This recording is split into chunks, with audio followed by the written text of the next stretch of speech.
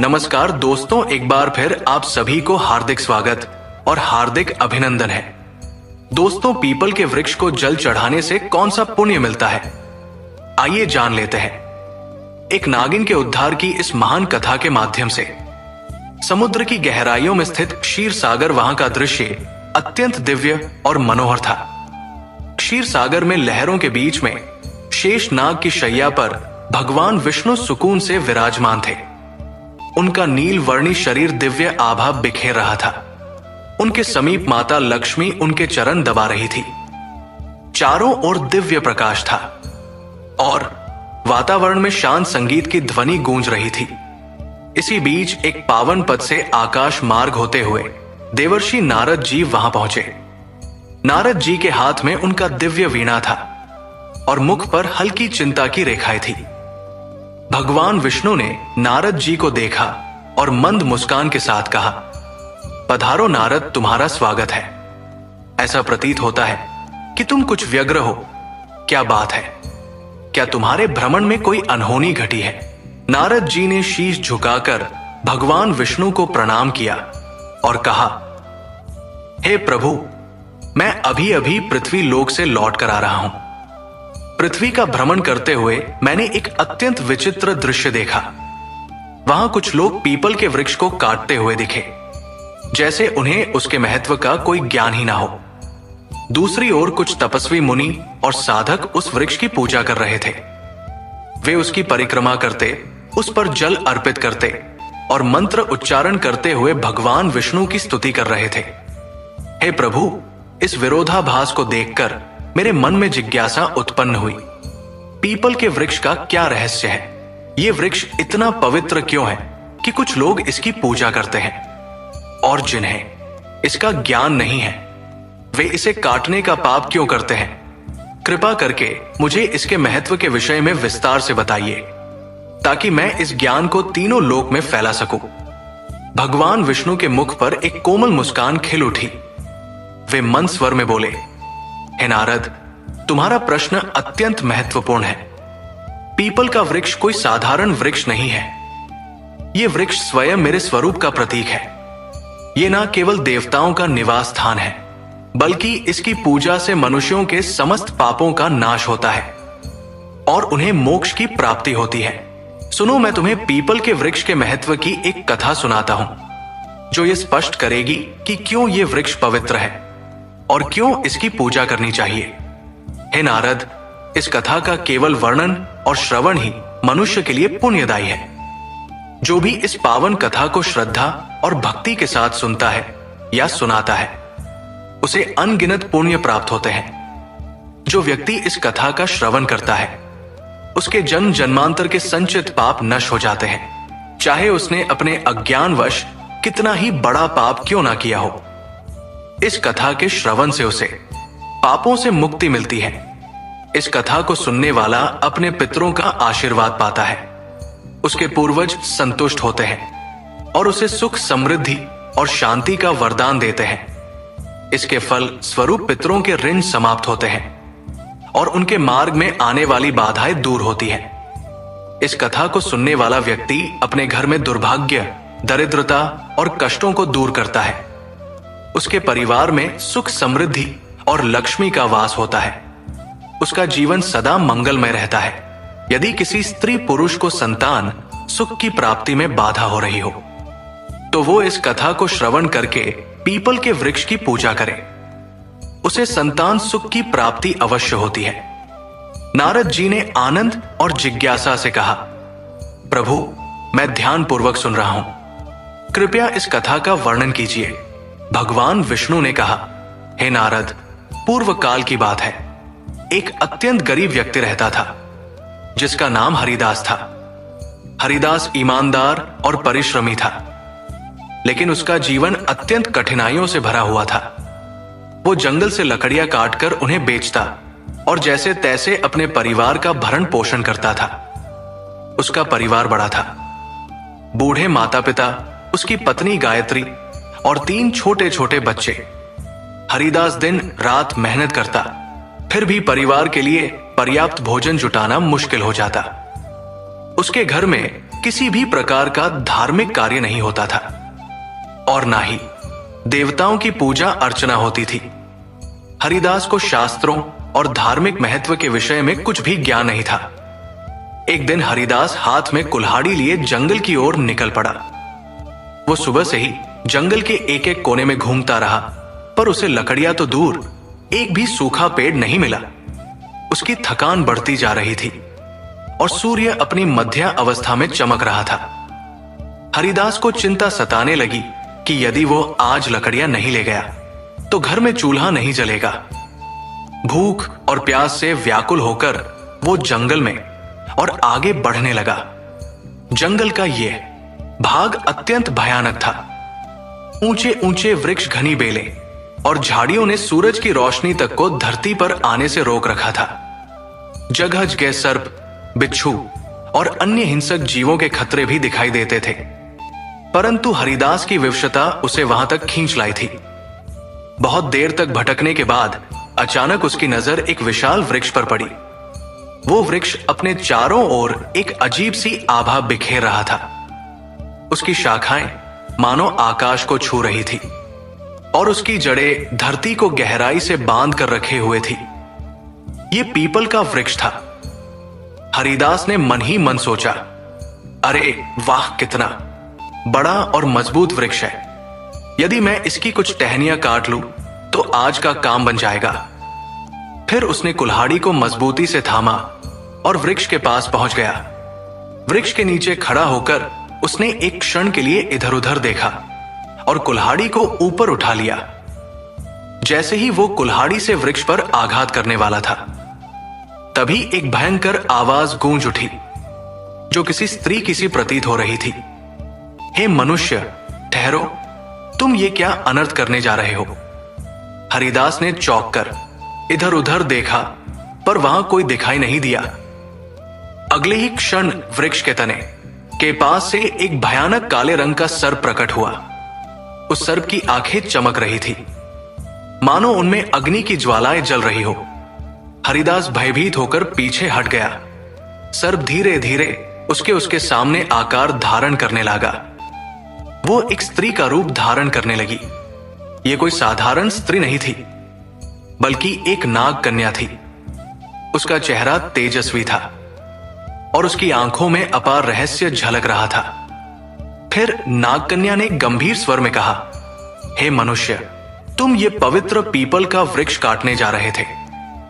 क्या तुम्हें इसका ज्ञान नहीं कि पीपल के वृक्ष शमे देवताओं का वास होता है? इसे काटने से तुम्हें महान पाप लगेगा। हरिदास की सांसें तेज हो गई। वो भयभीत होकर कांपते स्वर में बोला, हे देवी, आप कौन हैं और मुझसे मनुष्य की वाणी में बात कैसे कर रही हैं? मैंने तो ऐसा कुछ कभी सुना भी नहीं था। कृपया मुझे बताइए कि आप कौन हैं और ये वृक्ष क्यों इतना विशेष है? नाग कन्या मुस्कुराई और बोली, हे मनुष्य, मैं इस पीपल के वृक्ष की रक्षक हूं। मेरा नाम नागिनी सुरसा है। यह वृक्ष मेरे लिए बहुत प्रिय है, क्योंकि इसी वृक्ष में मेरा वास है। परंतु इस वृक्ष के साथ मेरा यह जुड़ाव केवल इस जन्म का नहीं है, बल्कि ये एक पुरानी कथा का परिणाम है। सुनो, मैं तुम्हें अपने पूर्व जन्म की कथा सुनाती हूं। ये कहते हुए नाग कन्या सुरसा का चेहरा गंभीर हो गया। उसकी आंखों में अतीत का एक गहरा रहस्य चमक उठा। हरिदास विस्मय और जिज्ञासा से उसकी ओर देखने लगा, क्योंकि ये सब उसके लिए अत्यंत अद्भुत और विचित्र था। नाग कन्या ने अपना वृतांत आरंभ किया। नाग कन्या ने गहरी सांस ली और हरिदास की ओर देखते हुए कहा, हे मनुष्य, पिछले जन्म में मेरा नाम सुमति था। मैं एक प्रतिष्ठित वैश्य परिवार में जन्मी थी। मेरे पिता एक धनवान व्यापारी थे और मेरे विवाह का आयोजन उन्होंने बड़ी धूमधाम से किया। मेरा विवाह एक पुण्यात्मा और ज्ञानी वैश्य पुत्र से हुआ, जिसका नाम धर्मपाल था। मेरे पति अत्यंत धार्मिक प्रवृत्ति के थे और अनाज का व्यापार करते थे। उनका जीवन सादा लेकिन धर्म और सत्कर्म में लीन था, किंतु मैं उनके गुणों से सर्वथा विपरीत थी। मेरा स्वभाव अत्यंत स्वार्थी और अहंकारी था। मैं ना तो अपने पति का आदर करती थी, और ना ही किसी प्रकार के धर्म कर्म में रुचि रखती थी। मुझे देवी देवताओं की पूजा व्यर्थ प्रतीत होती थी। मेरा मन सदा सांसारिक सुखों और धन संपत्ति में लिप्त रहता। मेरे पति मुझे समझाते रहते कि हमें जीवन में पुण्य के कार्य करने चाहिए, देवताओं की पूजा करनी चाहिए, किंतु मैं उनकी बातों को हमेशा अनसुना कर देती। हमारे गांव के पास एक मुनि का आश्रम था। वो आश्रम शांत, पवित्र और प्रकृति की छाव में बसा हुआ था। वहां के वातावरण में एक अलौकिक शांति थी। मुनि ने अपने आश्रम के आंगन में एक छोटा सा पीपल का वृक्ष लगाया हुआ था। गांव के लोग वहां नियमित रूप से पूजा करने आते थे। वे पीपल के वृक्ष के चारों ओर दीप जलाते, जल चढ़ाते और उसकी परिक्रमा करते। उनका विश्वास था कि इस वृक्ष में भगवान विष्णु का वास है और उसकी पूजा करने से उनके पितर प्रसन्न होते हैं। लोगों की श्रद्धा और भक्ति से वो वृक्ष बहुत ही कम समय में विशाल हो गया। एक दिन की बात है, मैं उस आश्रम के पास से गुजर रही थी।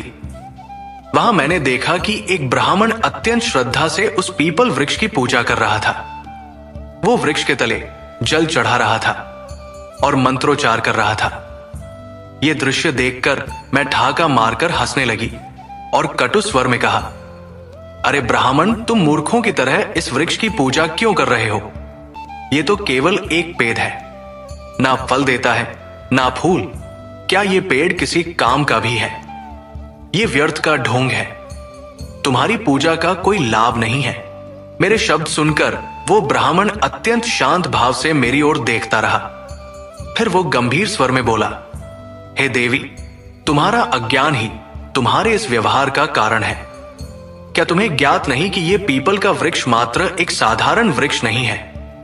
इस वृक्ष में स्वयं भगवान विष्णु का वास होता है। यह वृक्ष जीवित है और अत्यंत पवित्र है। इसकी पूजा करने से भगवान विष्णु प्रसन्न होते हैं। इसके तले जल चढ़ाने से पितरों का आशीर्वाद प्राप्त होता है। अनेक जन्मों के पाप इस वृक्ष की पूजा से समाप्त हो जाते हैं। ये वृक्ष मानव जीवन के लिए वरदान स्वरूप है। उस ब्राह्मण की बातों ने मेरे अहंकार को और भड़का दिया। मैंने कटु शब्दों में उसका और उस वृक्ष का उपहास किया। मैं क्रोध में आकर उस वृक्ष के पास पहुंची और व्यंग्यपूर्ण स्वर में कहा, देखते हैं तुम्हारा यह वृक्ष कितना महान है। यह कहकर मैंने आवेश में आकर पीपल के वृक्ष को लात मार दी।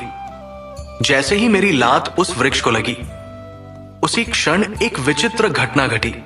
मेरे पैर से लेकर शरीर के अन्य अंगों में जलन होने लगी। वो जलन असहनीय थी। मैंने देखा कि मेरे शरीर में परिवर्तन हो रहा था। धीरे धीरे मेरा रूप बदलने लगा। मेरी त्वचा काली पड़ने लगी और देखते ही देखते मैं एक भयानक सर्पिनी में परिवर्तित हो गई। नागिनी का रूप धारण करके मैं वहीं पर चीखने चिल्लाने लगी। मेरी चीख पुकार सुनकर आश्रम के मुनि वहां आ गए। मैं उनके चरणों में गिर पड़ी और रोते हुए अपनी व्यथा मैंने उनसे विनती की, मुझे इस श्राप से मुक्ति दिलाए। मुनि गंभीर स्वर में बोले, हे स्त्री, तुमने घोर पाप किया है। पीपल के वृक्ष को अपवित्र करना और उसका अपमान करना भगवान विष्णु का अपमान है। तुम्हें हारे कर्मों का दंड मिला है। फिर मैंने कांपते हुए हाथ जोड़कर मुनि से प्रार्थना की, हे ऋषिवर, कृपया मुझे क्षमा करें और इस श्राप से मुक्ति का कोई उपाय बताएं। मैं अपने पापों के लिए पश्चाताप करना चाहती हूं। उस मुनि ने गंभीर स्वर में कहा, हे पापिनी, तुम्हें इस श्राप से मुक्त होने के लिए 100 वर्षों तक इस पीपल वृक्ष पर निवास करना होगा और इसकी रक्षा करनी होगी। जब 100 वर्ष पूर्ण हो जाएंगे, तब तुम्हारे पति यहां आएंगे और इस वृक्ष पर जल अर्पित करेंगे। उसी दिन तुम्हें इस श्राप से मुक्ति मिलेगी। इतना कहकर मुनि वहां से चले गए। तब से मैं इसी वृक्ष पर वास कर रही हूं। यह वृक्ष दिनोंदिन बढ़ता गया और मैं दिन रात इसकी रक्षा करती हूं ताकि कोई इसे हानि ना पहुंचा सके। आज मेरे 100 वर्ष पूरे हो चुके हैं। मैं प्रतीक्षा कर रही हूं कि मेरे पति धर्मपाल यहां आए और इस वृक्ष पर जल अर्पित करें। तभी मुझे इस सर्प योनि से मुक्ति मिलेगी। ये कहते हुए नागकन्या की आंखों में आंसू आ गए उसकी आवाज में पीड़ा और पश्चाताप स्पष्ट झलक रहा था। हरिदास ये सब सुनकर अवाक रह गया। वो समझ नहीं पा रहा था कि जो कुछ उसने सुना वो सपना था या सच्चाई। उसके हृदय में भय और श्रद्धा का संचार हो रहा था। नाग कन्या की करुणामय कथा सुनकर हरिदास स्तब्ध रह गया। उसकी आंखों में आश्चर्य और अविश्वास के भाव तैरने लगे। उसे ये बात समझ में नहीं आ रही थी कि वो स्वयं इस घटना से किस प्रकार जुड़ा हुआ था। तभी एक दिव्य तेज से आश्रम के मुनि वहां प्रकट हुए। उनका स्वर गंभीर और आशीर्वाद से भरा हुआ था। मुनि ने हरिदास की ओर देखते हुए कहा, हे हरिदास, ये सब तुम्हारे पूर्व जन्म के कर्मों का ही परिणाम है। क्या तुम जानना चाहते हो कि तुम इस नाग कन्या के जीवन में क्या स्थान रखते हो? हरिदास ने विस्मय से मुनि की ओर देखा और कांपते स्वर में कहा, हे ऋषिवर, कृपया मुझ पर कृपा करें और मेरे जन्मों के रहस्य का ज्ञान न दे। ये सब क्या हो रहा है? मैं इस नाग कन्या के साथ किस प्रकार जुड़ा हूं? मुनि ने अपनी आंखें बंद की और उनके मुख पर एक गंभीर आभा उभरी। फिर उन्होंने कहना आरंभ किया, हे हरिदास, सुनो, तुम्हारे पूर्व जन्म की कथा। इस नाग कन्या जिसका नाम सुमति है, इसका पति तुम ही थे। उस जन्म में तुम धर्मपाल नामक एक पुण्यात्मा व्यापारी थे। तुमने सुमति से विवाह की था और उसका जीवन संवारने का हर संभव प्रयास किया। तुम एक धर्मनिष्ठ और सत्यवादी व्यक्ति थे। तुमने सुमति को सद्मार्ग पर लाने के लिए अनेक प्रयास किए, किंतु वह तुम्हारे प्रयासों की उपेक्षा करती रही। हरिदास ने आश्चर्य और अविश्वास के साथ कहा, क्या मैं इस नाग कन्या का पति था?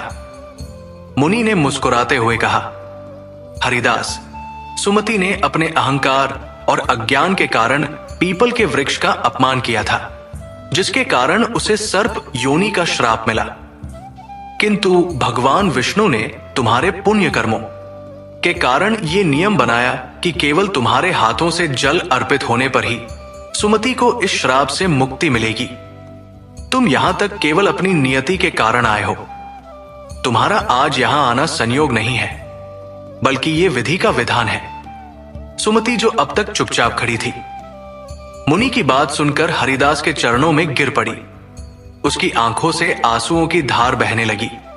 वो कांपते स्वर में बोली, हे स्वामी, मैं अपने पूर्व जन्म के पापों के लिए आपसे क्षमा मांगती हूं। मेरे अहंकार और अज्ञान के कारण मैंने आपको दुख पहुंचाया और इस पीपल वृक्ष का अपमान किया। किंतु आज मैं आपसे एक बार फिर प्रार्थना करती हूं, कृपया इस पवित्र वृक्ष पर जल अर्पित कर मुझे इस श्राप से मुक्त करें। हरिदास की आंखों में करुणा भर आई। उसने नाग कन्या के प्रति कोई क्रोध या घृणा नहीं दिखाई, बल्कि उसके हृदय में श्रद्धा और सहानुभूति का भाव जाग उठा।